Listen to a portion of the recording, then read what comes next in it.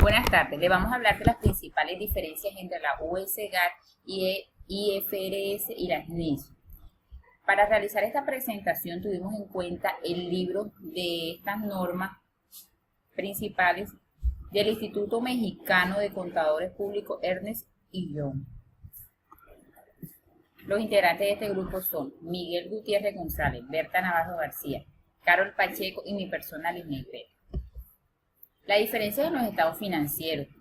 En la presentación de estados financieros, en las normas US-GAAP e IFRS, este rubro no es requerido bajo estas normas.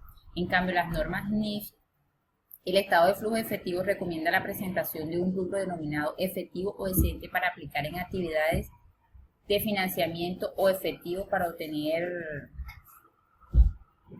rentabilidad. La consolidación, contabilidad para la negociación conjunto y métodos de participación.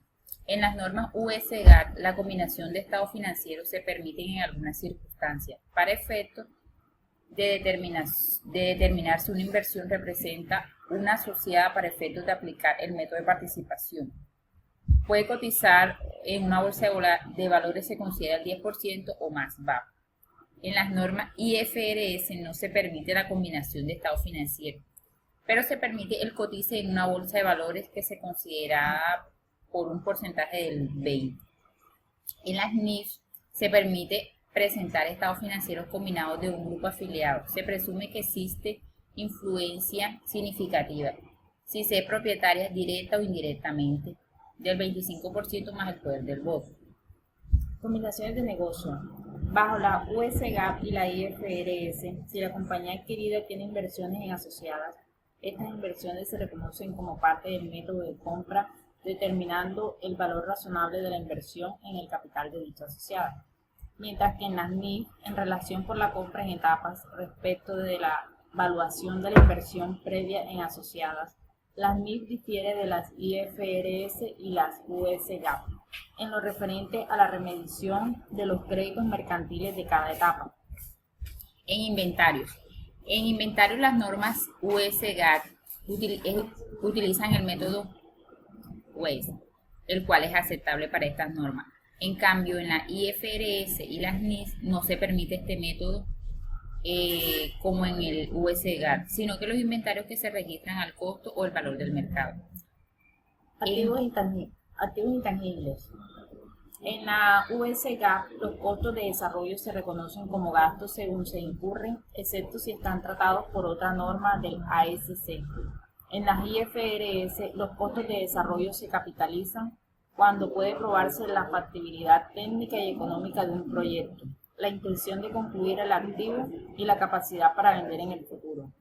Y en las NIF, los costos preoperativos pueden ser capitalizables si cumplen con los criterios de capitalización de los costos en desarrollo, tratamiento contable que se le da a las adquisiciones de activos intangibles, cuyo pago se efectúa con base en acciones, tratada en la sección de pagos con base a acciones. Activos de larga duración.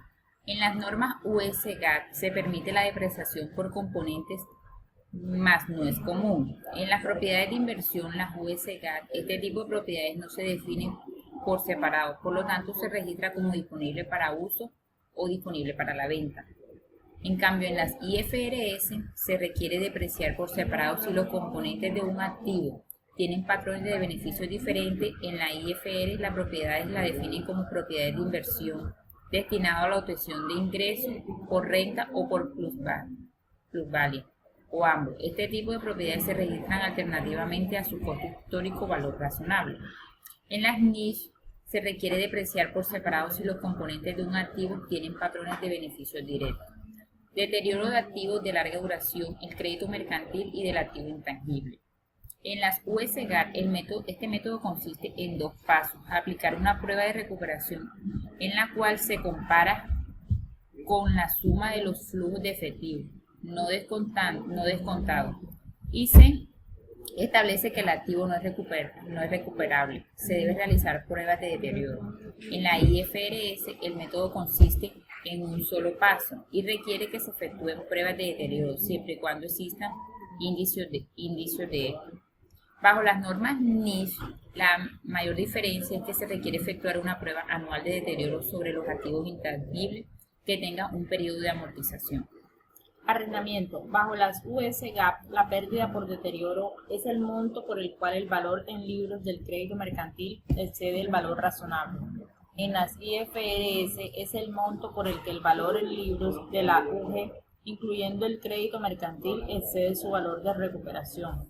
Y en las NIF, pérdida por deterioro en el crédito mercantil es la cantidad en la que el valor en libros del crédito mercantil excede a su valor de recuperación. Contabilidad para el arrendador, excluyendo bienes raíces. En las normas US GAAP e IFR no es aceptada, debido a que bajo estas normatividad dichos pagos por aguante deben formar parte de los pagos mínimos de arrendamiento, cuyo total debe devengarse durante el tiempo del propio arrendamiento. En cambio, bajo las normas NIF existe diversidad en la práctica con respecto al reconocimiento contable de estos pagos, pues existen compañías que reconocen en forma inmediata como un gasto esta práctica mixta aceptada en el mercado. Instrumentos financieros.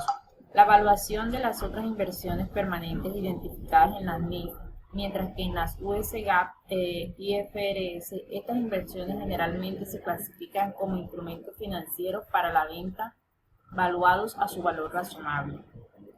Y en las NIF dice que la ausencia de la llamada opción de valor razonable existe en las otras dos normatividades que permite designar un instrumento financiero que reúna ciertas características como instrumento a ser medido a valor razonable con cambios reconocidos a través del estado de resultados.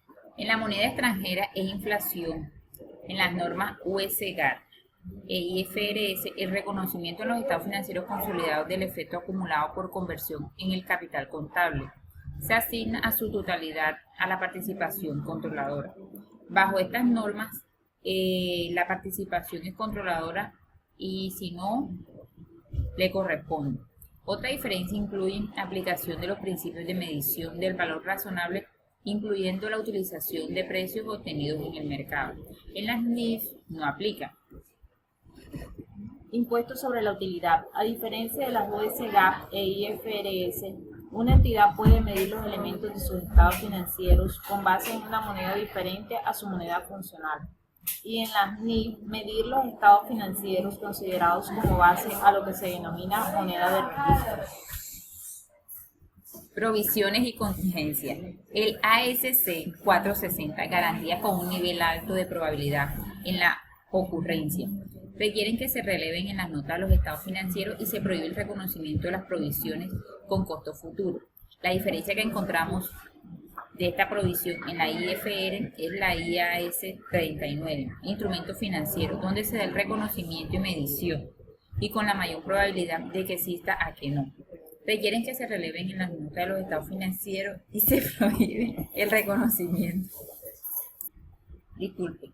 Bajo las normas NIF, en el boletín C9, pasivos, provisiones, activos y pasivos contingentes y compromisos con la misma posibilidad de la IFRS. El reconocimiento de ingresos.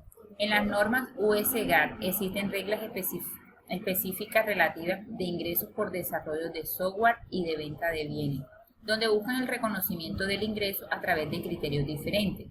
En la IFR, la principal es que busca que el ingreso pueda medirse en forma confiable, como en las US GAAP. Esta también busca el reconocimiento de estos dichos ingresos. En la NIF no tiene una forma particular. Pagos con base en acciones. Las normas de ambas dicen que son similares el tratamiento de liquidaciones y pagos en acciones. El propósito es ofrecer información suficiente para el alcance de las transacciones. Remuneración al personal distinta a pagos con bases en acción. Se reconoce la PTU, que significa la participación de los trabajadores en utilidades como parte de los costos y gastos operativos de la entidad. En contraste, independientemente de que los beneficios por terminación sean exigibles o no por retiros involuntarios del personal. En las NIF se debe aplicar pruebas de materialización para la verificación del PTU, sea diferida. De no ser así, por medio de la NIF D4 se lleva al estado de resultado como otro ingreso o gasto ordinario. Información por segmento. Las entidades con estructura matricial de información se deben determinar sus segmentos con base en productos y servicios. No requiere la revelación de pasivos aún hayan sido.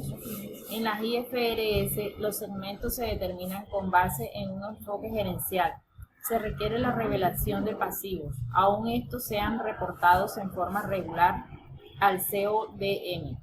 Y en las NIF igual a las IFRS, pero se requiere la revelación de pasivos si son reportados de forma regular a la máxima autoridad de toma de decisiones.